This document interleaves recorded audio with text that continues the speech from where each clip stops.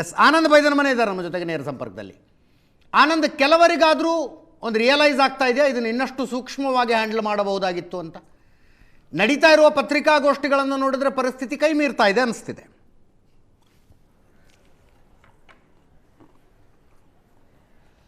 S Ajit, ಈ ದಾವಣಗೆರೆ ದಕ್ಷಿಣ ticket ಹಂಚಿಕೆ ಸಂಬಂಧಪಟ್ಟ ಹಾಗೆ ಉಂಟಾಗಿರುವಂತಹ ಈ ಒಂದು ಬೆಳವಣಿಗೆಯನ್ನು ಗಮನಿಸ್ತಾ ಇದ್ರೆ, ಸೊ ಅದು ಇಲ್ಲಿ ತನಕ ಬಂದು ಆಗಿರ್ತಕ್ಕಂಥ ಒಟ್ಟಾರೆ ಬೆಳವಣಿಗೆಗಳು ಕಾಂಗ್ರೆಸ್ಗೆ ಅಷ್ಟು ಇದು ಪೂರಕವಾಗಿದ್ದಲೇ ದೊಡ್ಡ ಮಟ್ಟದಲ್ಲಿ ನಕಾರಾತ್ಮಕವಾಗಿರ್ತಕ್ಕಂಥ ಫಲಿತಾಂಶಗಳನ್ನ ಮುಂದಿನ ದಿನಗಳಲ್ಲಿ ತಂದುಕೊಡಬಹುದು ಅಂತಕ್ಕಂಥ ಚರ್ಚೆಗಳಿರುವಂತದ್ದು. ಯಾಕಂದ್ರೆ ಆರಂಭಿಕವಾಗಿ ಟಿಕೆಟ್ ಕೊಟ್ಟಿಲ್ಲ ಅನ್ನೋ ಕಾರಣಕ್ಕಾಗಿ ಯಾರೋ ಒಂದಿಬ್ಬರು ರಿಯಾಕ್ಷನ್ಗಳನ್ನು ನೀಡಿದ್ರು, ಅಥವಾ ಯಾರೋ ಧರ್ಮಗುರುಗಳು ರಿಯಾಕ್ಟ್ ಅನ್ನು ಮಾಡುವಂತ ಪ್ರಯತ್ನ ಮಾಡಿದ್ರು. ಆದ್ರೆ ಚುನಾವಣೆಗೆ ಪ್ರಚಾರ ಕೆಲವೇ ದಿನಗಳು ಇದ್ದಂತ ಕಾರಣಕ್ಕಾಗಿ ಅದನ್ನ ಅತ್ಯಂತ ಒಂದು ಕ್ಯಾಲ್ಕುಲೇಟೆಡ್ ಆಗಿ ಅದನ್ನ ಎಲ್ಲರನ್ನೂ ಹ್ಯಾಂಡಲ್ ಮಾಡಿ ಒಂದು ಸ್ಪಷ್ಟವಾದ ನಿರ್ಧಾರ ತೆಗೆದುಕೊಳ್ಳಿ ಸಾಧ್ಯ ಆಗಲಿಲ್ಲ. ಚುನಾವಣೆ ಮುಗಿದು ಹೋಗಿದೆ. ಆದರೆ ಚುನಾವಣೆಯ ಬಳಿಕ ಈಗ ನಡೀತಿರುವ ವಿದ್ಯಮಾನ ಏನಂತಂದ್ರೆ, ಕಾಂಗ್ರೆಸ್ ಎಲ್ಲೋ ಒಂದ್ ಕಡೆ ಮೋಸ ಮಾಡಿದೆ ಅನ್ನುವ ರೀತಿಯಲ್ಲಿ ಮುಸ್ಲಿಂ ಸಮುದಾಯದ ಧರ್ಮಗುರುಗಳು ಅಥವಾ ಅವರ ಸಮುದಾಯಕ್ಕೆ ಸಂಬಂಧಪಟ್ಟಿರತಕ್ಕ ಸಂಘಟನೆಗಳ ಮುಖಂಡರುಗಳು ಅವರೆಲ್ಲರೂ ಕೂಡ ಈಗ ಫೀಲ್ಡ್ಗೆ ಇಳಿದು ತಮ್ಮ ಅಭಿಪ್ರಾಯಗಳನ್ನು ವ್ಯಕ್ತಪಡಿಸ್ತಾ ಇದ್ದಾರೆ. ಕಳೆದ 2 ದಿನಗಳ ಹಿಂದೆ ಕಾಂಗ್ರೆಸ್ನ ಉಲೇಮಾಗಳು ಪತ್ರಿಕಾಗೋಷ್ಠಿ ಮೊನ್ನೆ ಕೂಡ ನಡೆಸಿದ್ರು, ಇವತ್ತು ಕೂಡ ನಡೆಸಿದ್ದಾರೆ. ಜೊತೆಗೆ ಅವರ ಸಂಘಟನೆ ಅಂದ್ರೆ ಅವ್ರ ಸಮುದಾಯಕ್ಕೆ ಸೇರಿರ್ತಕ್ಕಂಥ ಶೈಕ್ಷಣಿಕ ಸಂಸ್ಥೆಗಳು, ಧಾರ್ಮಿಕವಾಗಿ ಒಂದಷ್ಟು ಗಟ್ಟಿತನ ಇರತಕ್ಕಂಥ ಸಂಘಟನೆಗಳು, ಧಾರ್ಮಿಕವಾಗಿ ಧರ್ಮಗುರುಗಳ ಜೊತೆಗೇನೆ ಕೆಲವೊಂದಷ್ಟು ಪ್ರಮುಖ ವ್ಯಕ್ತಿಗಳು ಕೂಡ ಬಹಿರಂಗವಾಗಿ ಪತ್ರವನ್ನು ಬರೆದು ಅದನ್ನ ಎಎಸ್ಸಿ ಅಧ್ಯಕ್ಷರಾಗಿರ್ತಕ್ಕಂಥ ಖರ್ಗೆ ಅವರು ಇರ್ಬೋದು, ರಾಹುಲ್ ಗಾಂಧಿ ಇರ್ಬೋದು, ಸೋನಿಯಾ ಗಾಂಧಿ ಇವರೆಲ್ಲರೂ ಕೂಡ ಪತ್ರವನ್ನು ಕಳಿಸಿದ್ದಾರೆ. ಆ ಪತ್ರದಲ್ಲಿ ಕೆಲವು ಅಂಶಗಳನ್ನು ಅವರು ಪಟ್ಟಿ ಮಾಡಿದ್ದಾರೆ. 2023 ನಾವು ಇಡೀ ಸಮುದಾಯ ಒಂದು ನಿರ್ಧಾರ ತೆಗೆದುಕೊಂಡ್ವಿ, ಬೇರೆ ಆಯ್ಕೆಗಳಿದ್ರೂ ಕೂಡ ಏಕಪಕ್ಷೀಯವಾಗಿರುವ ನಿರ್ಧಾರಗಳು ತೆಗೆದುಕೊಂಡು ಕಾಂಗ್ರೆಸ್ ಬೆಂಬಲಕ್ಕೆ ನಿಂತೀವಿ ನಾವು.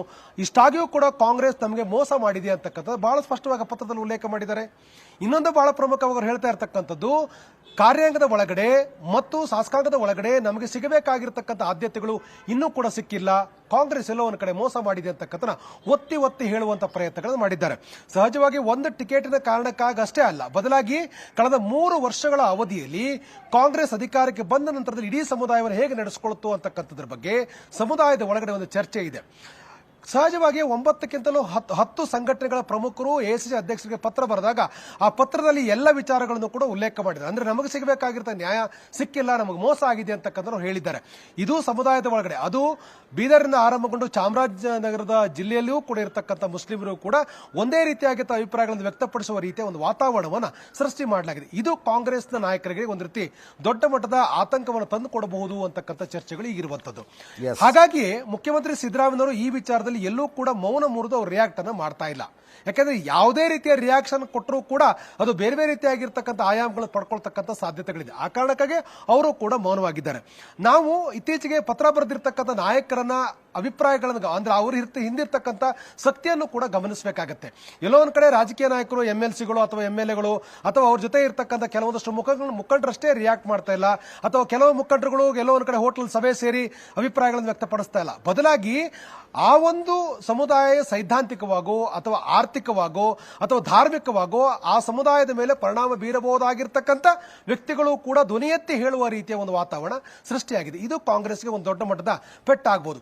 ಉದಾಹರಣೆಗೆ ಕರ್ನಾಟಕದಲ್ಲಿ ಒಂದು ಕಾಂಗ್ರೆಸ್ ನಾಯಕರ ಮಾಹಿತಿಯ ಪ್ರಕಾರ ಸುಮಾರು 23ರಿಂದ 25 ಕ್ಷೇತ್ರಗಳಲ್ಲಿ ಮುಸ್ಲಿಮರು ಅತ್ಯಂತ ಪ್ರಮುಖವಾಗಿರ್ತಕ್ಕಂಥ ಮತದಾರರಿರ್ತಕ್ಕಂಥ ಕ್ಷೇತ್ರಗಳಲ್ಲಿರ್ತಕ್ಕಂಥ ಸಂಘಟನೆಗಳು, ಅಂದ್ರೆ ಆ ಸಂಘಟನೆಗಳ ಮುಖಂಡರೇ ಈಗ ಬಹಿರಂಗವಾಗಿ ಮಲ್ಲಿಕಾರ್ಜುನ್ ಖರ್ಗೆ ಅವರಿಗೆ, ರಾಹುಲ್ ಗಾಂಧಿ ಅವರಿಗೆ ಪತ್ರ ಬರೆದರೆ ನಮ್ಮಿಂದ ನಮ್ಗೆ ಅನ್ಯಾಯ ಆಗಿದೆ ಅಂತಕ್ಕಂಥದ್ದು.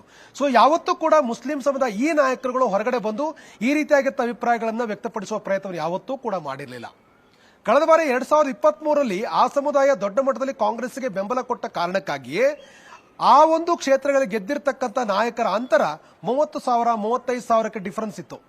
ಎಷ್ಟೇ ಬಿಜೆಪಿ ಆಡಳಿತಾತ್ಮಕ ವಿರೋಧಗಳ ಇದ್ರೂ ಕೂಡ ಒಂದಷ್ಟು ಫೈಟ್ ಕೊಡ್ತಕ್ಕಂಥ ವಾತಾವರಣ ಇತ್ತು. ಆದ್ರೆ ಒಂದ್ ಸೈಡ್ ಮುಸ್ಲಿಮರು ವೋಟ್ ಹಾಕಿದ ಕಾರಣಕ್ಕಾಗಿ ಈ ಅಂತರ ಜಾಸ್ತಿ ಆಯಿತು ಅಂತಕ್ಕಂಥ ಚರ್ಚೆಗಳು ಕೂಡ ಇದೆ. ಕಾಂಗ್ರೆಸ್ಗೆ ಲಭ್ಯ ಆಗಿರ್ತಕ್ಕಂಥ ಅಂಕಿಅಂಶದ ಪ್ರಕಾರ 23ರಿಂದ 25 ಕ್ಷೇತ್ರಗಳಲ್ಲಿ ಅಂತರ ಜಾಸ್ತಿ ಆಗಿದೆ. ಅಂತರ ಕಾರಣ ಒಂದು ಸಿಂಗಲ್ ವೋಟು ಕೂಡ ಮಿಸ್ ಆಗದಾಗೆ, ಅದು JDS ಇರಬಹುದು, SDPI ಯಾರಿಗೂ ಕೂಡ ಹೋಗದಾಗೆ ಒಂದು ಕಡೆ ನಿಲ್ತಕ್ಕಂಥ ಒಂದು ಪ್ರಯತ್ನವನ್ನು ಈ ಸಂಘಟನೆಗಳು ಮಾಡಿದ್ವು, ಈ ಮುಖಂಡರು ಮಾಡಿದ್ರು.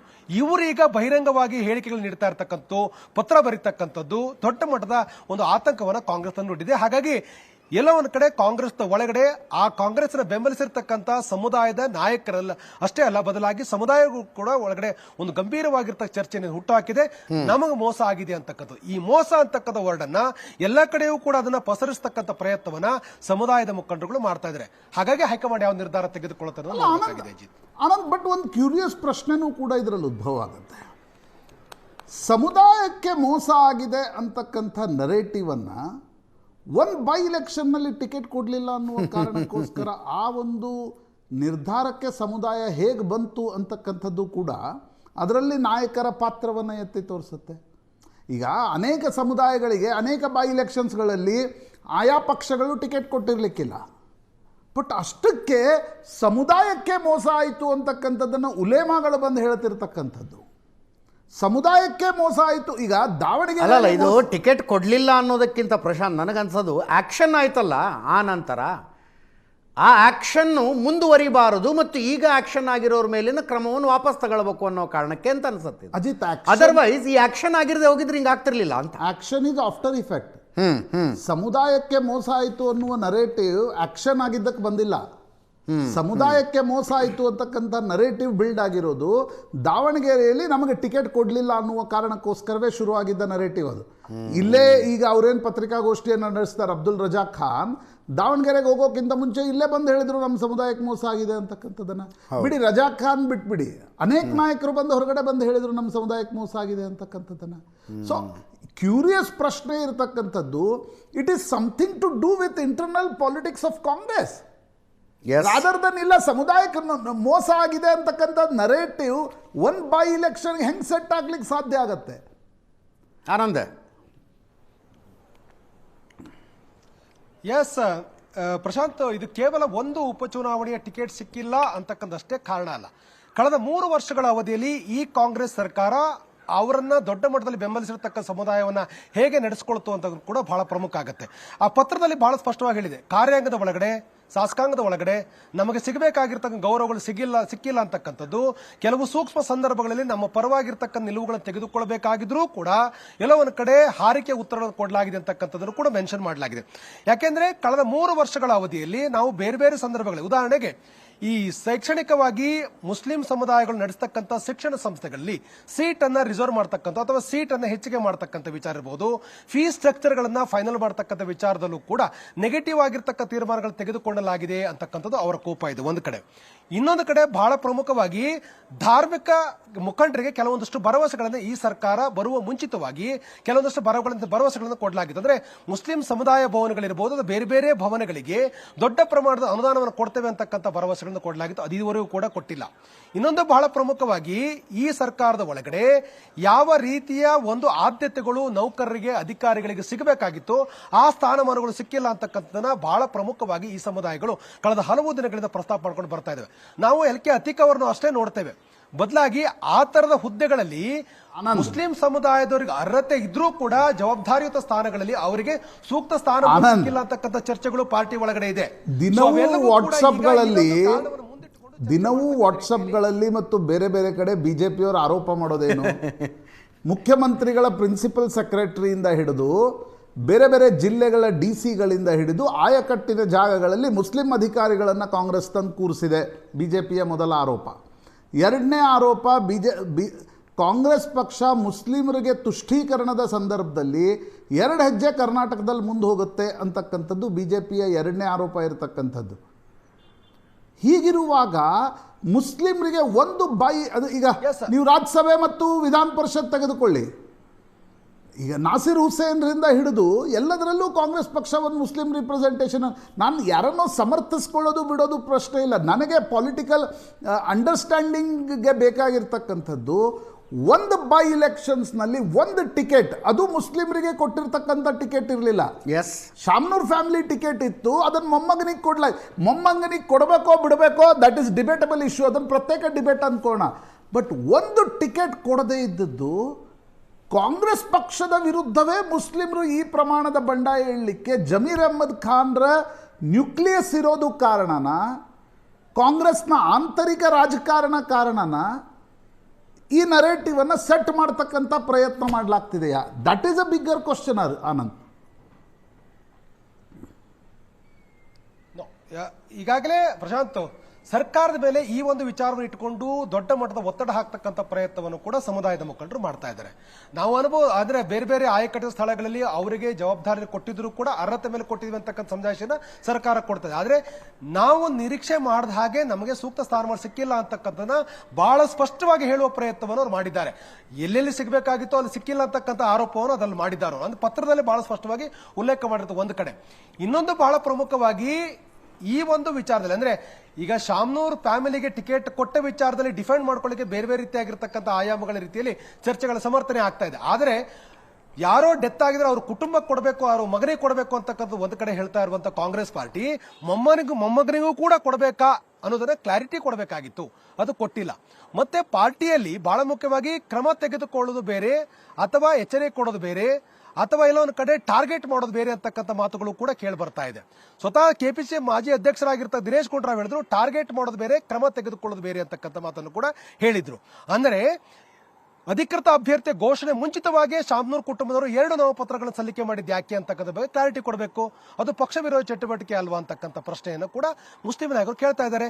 ಒಂದೊಮ್ಮೆನಾದ್ರೂ ಕೂಡ ಅವರು ಹಾಗೊಂದೊಮ್ಮೆನಾದ್ರೂ ಕೂಡ ಮುಂಚಿತವಾಗಿ ನಾಮಪತ್ರ ಹಾಕಿದ್ರೆ ಅವರು ಕಾಂಗ್ರೆಸ್ನ ಅಭ್ಯರ್ಥಿ ಅಂತ ಹಾಕಬೇಕಾಗಿತ್ತು. ಯಾಕೆ ಪಕ್ಷೇತರ ಅಂತ ಹಾಕಿದ್ರು? ಪಕ್ಷೇತರ ಅಂತ ಹಾಕಿದ ಮಾತ್ರಕ್ಕೆ ಅವರು ಒತ್ತಡ ಹಾಕುವಂತ ಪ್ರಯತ್ನವನ್ನು ಮಾಡಿದ್ರು ಅನ್ನುವಂತ ಆರೋಪವೂ ಕೂಡ ಇದೆ.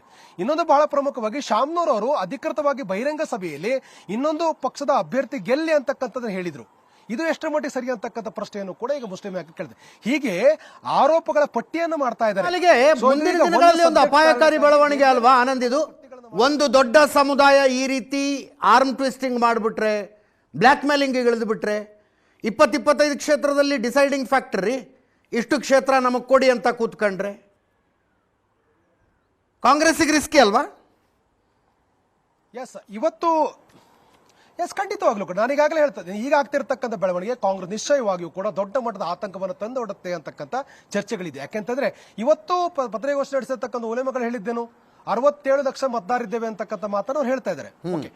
ಅದರಲ್ಲಿ ಎಷ್ಟು ಪ್ರಮಾಣದಲ್ಲಿ ಎಷ್ಟು ಗಂಭೀರವಾಗಿರ್ತಕ್ಕಂಥ ಫಲಿತಾಂಶಗಳು ತಂದು ಕೊಡಬಹುದು, ಯಾವ್ಯಾವ ಕ್ಷೇತ್ರಗಳಂತಕ್ಕಂಥ ಬೇರೆ. ಹಾಗಿದ್ದಾಗ ಅವರು ಸಹಜವಾಗಿ ಇರ್ತಕ್ಕಂಥ ಅವಕಾಶವನ್ನು ಬಳಕೆ ಮಾಡಿಕೊಂಡು ಸರ್ಕಾರದಲ್ಲಿ ಒತ್ತಡ ಹೇರುವ ಪ್ರಯತ್ನವನ್ನು ಮಾಡ್ತಾ ಇದ್ದಾರೆ. ಆ ಕಾರಣಕ್ಕಾಗಿ ಮುಖ್ಯಮಂತ್ರಿ ಸಿದ್ದರಾಮಯ್ಯ ಮೌನಕ್ಕೆ ಶರಣಾಗಿರುವಂತದ್ದು. ಈಗ ಯಾವುದೇ ರೀತಿಯಾಗಿ ನಿಲುವುಗಳನ್ನು ಪ್ರದರ್ಶನ ಮಾಡಿದ್ರು ಕೂಡ ನೆಗೆಟಿವ್. ಒಂದೊಮ್ಮೆನಾದ್ರೂ ಕೂಡ ಮುಸ್ಲಿಮರ ವಿರುದ್ಧ ಮಾತಾಡಿದ್ರೆ ಬೇರೆ ರೀತಿಯಾಗಿ ಇಂಪ್ಯಾಕ್ಟ್ ಆಗುತ್ತೆ. ಒಂದೊಮ್ಮೆ ಲಿಂಗಾಯತರ ಪರವಾಗಿ ಮಾತಾಡಿದ್ದೆ ಆದ್ರೆ ಮುಸ್ಲಿಮರಿಗೆ ವಿರೋಧವನ್ನು ಕಟ್ಕೋಬೇಕಾಗತ್ತೆ. ಹಾಗಾಗಿ ಅಂದ್ರೆ ಮುಖ್ಯಮಂತ್ರಿ ಇರಬಹುದು ಅಥವಾ ಪಕ್ಷದ ಕೆಲ ಪ್ರಮುಖ ಹುದ್ದೆಯಲ್ಲಿ ಇರತಕ್ಕಂಥವ್ರು ಎಲ್ಲರೂ ಕೂಡ ಒಂದು ರೀತಿ ಕಾದು ನೋಡೋ ತಂತ್ರ ಅನುಸರಿಸ್ತಾ ಇದ್ದಾರೆ. ಸೊ ಎಲ್ಲ ಬೆಳವಣಿಗೆ ಬಗ್ಗೆನೂ ಕೂಡ ಎಐಸಿಸಿ ಪ್ರಧಾನ ಕಾರ್ಯದರ್ಶಿ ಆಗಿರ್ತಕ್ಕಂಥ ಕೆ.ಸಿ. ವೇಣುಗೋಪಾಲ್ ಸುದೀರ್ಘವಾದ ಚರ್ಚೆಯನ್ನು ಕೂಡ ಮಾಡಲಾಗಿದೆ. ಚರ್ಚೆಯ ಸಂದರ್ಭದಲ್ಲಿ ಬಹಳ ಪ್ರಮುಖವಾಗಿ ಹೇಳಿರ್ತಕ್ಕಂಥದ್ದು ಫಲಿತಾಂಶ ಬರೋ ತನಕ ವೇಟ್ ಮಾಡಿ ಅಂತಕ್ಕಂಥದ್ದು. ಫಲಿತಾಂಶವನ್ನು ಗಮನಿಸಿ ಒಂದು ನಿರ್ಧಾರಕ್ಕೆ ಬರಲಿಕ್ಕೆ ಹೈಕಮಾಂಡ್ ಮುಂದಾಗಿದೆ. ಹಾಗಾಗಿ ಎಲ್ಲವೂ ಕೂಡ ಈಗ ಕಂಟಿನ್ಯೂ ಆಗಿ ಪರಸ್ಪರ ವಾಕ್ ಸಂಪರ್ಕ ಸೀಮಿತವಾಗಿರ್ತಕ್ಕಂಥ ಬೆಳವಣಿಗೆ ನಡೀತಾ ಇರುವಂತದ್ದು. ಆದರೆ ಇದರ ಮಧ್ಯದಲ್ಲಿ ಸಮುದಾಯಕ್ಕೆ ಅನ್ಯಾಯ ಆಗಿದೆ, ಸಮುದಾಯಕ್ಕೆ ಮೋಸ ಆಗಿದೆ ಅಂತಕ್ಕಂಥ ರೀತಿಯ ಒಂದು ವೇದಿಕೆಯನ್ನು ಸೃಷ್ಟಿ ಮಾಡತಕ್ಕಂಥ ಪ್ರಯತ್ನ ರಾಜ್ಯದ ಎಲ್ಲಾ ಕಡೆ ಮಾಡ್ತಾ ಇರತಕ್ಕಂಥದ್ದು. ಬೇರೆ ಬೇರೆ ಸಂಘಟನೆಗಳ ಮೂಲಕ ಹೈಕಮಾಂಡ್ ಮೇಲೆ ಒತ್ತಡ ಇರತಕ್ಕಂಥ ಪ್ರಯತ್ನವನ್ನು ಮಾಡೋದ್ರ ಮೂಲಕ ತಮ್ಮ ಅಸ್ತಿತ್ವವನ್ನ ಗಟ್ಟಿಯಾಗಿ ಇಟ್ಟುಕೊಳ್ತಕ್ಕಂಥ ಪ್ರಯತ್ನವನ್ನ ಮುಸ್ಲಿಂ ಸಮುದಾಯ ಮಾಡ್ತಾ ಇದೆ. ಜೊತೆಗೆ ತಮಗೆ ಮುಂದಿನ ದಿನಗಳಲ್ಲಿ ಪಾರ್ಟಿಯಲ್ಲಿ ಸೂಕ್ತವಾಗಿರ್ತಕ್ಕಂಥ ಸ್ಥಾನಮಾನಗಳು ಸಿಗಬೇಕು ಮತ್ತು ಸರ್ಕಾರದ ಒಳಗೂ ಕೂಡ ಸೂಕ್ತ ಸ್ಥಾನಮಾನ ಸಿಗಬೇಕು ಅಂತಕ್ಕಂಥದ್ದು. ಮತ್ತು ಬಹಳ ಪ್ರಮುಖ ಗಮನಿಸಬೇಕಾಗಿದ್ದ ವಿಚಾರ ಅಂದ್ರೆ ಈ ಜೂನ್ 30ಕ್ಕೆ ಅಂದ್ರೆ ಈ ಜೂನ್ ತಿಂಗಳಲ್ಲಿ ರಾಜ್ಯಸಭಾ ಮತ್ತು ವಿಧಾನ ಪರಿಷತ್ 7 ಸ್ಥಾನಗಳು ಕೂಡ ಈಗಾಗಲೇ ಕಾಂಗ್ರೆಸ್ಗೆ ಅನಾಯಾಸವಾಗಿ ಲಭ್ಯ ಆಗುತ್ತೆ. ವಿಧಾನ ಪರಿಷತ್. ಹಾಗಾಗಿ ಈಗ ವಿಧಾನ ಪರಿಷತ್ತಲ್ಲೂ ಕೂಡ ಸ್ಥಾನಮಾನಗಳು ಪಡ್ಕೊಳ್ತಕ್ಕಂಥ ಪ್ರಯತ್ನ. ಯಾಕೆಂತಂದ್ರೆ ಈ ಹಿಂದೆ ಕೂಡ ಕಾಂಗ್ರೆಸ್ ನಾಯಕರು ಪಕ್ಷದ ಆಂತರಿಕ ವಲಯದಲ್ಲಿ ಹೇಳಿದ್ರು ಕೆಲ ಮುಸ್ಲಿಂ ನಾಯಕರನ್ನು ನಾವು ವಿಧಾನಸಭೆಗೆ ಸ್ಪರ್ಧೆ ಮಾಡಿ ಅವ್ರನ್ನ ಗೆಲ್ತ್ಕೊಳ್ಳಿ ಸಾಧ್ಯ ಆಗೋದಿಲ್ಲ, ಹಾಗೆ ಆ ಸಮುದಾಯಕ್ಕೆ ಇಲ್ಲಿ ಅವಕಾಶವನ್ನು ಕೊಡ್ತೇವೆ ಅಂತಕ್ಕಂಥ ಮಾತನ್ನು ಕೂಡ ಹೇಳಿದ್ರು. ಹಾಗಾಗಿ ಈಗ ಮುಂಬರ್ತಕ್ಕಂಥ ಜೂನ್ ತಿಂಗಳಲ್ಲಿ ನಡೆಯುವಂತ ವಿಧಾನ ಪರಿಷತ್ತಿನ ಚುನಾವಣೆಯಲ್ಲೂ ಕೂಡ ಆ ಸಮುದಾಯಕ್ಕೆ ಹೆಚ್ಚಿನ ಸ್ಥಾನಮಾನ ಪಡ್ಕೊಳ್ತಕ್ಕಂಥ ಪ್ರಯತ್ನ ಕೂಡ ಇದು ಹಿಂದಿದೆ. ಮತ್ತು ಸಮುದಾಯಕ್ಕೆ ಸರ್ಕಾರದ ಪಡ್ಕೊಳ್ಬೇಕು.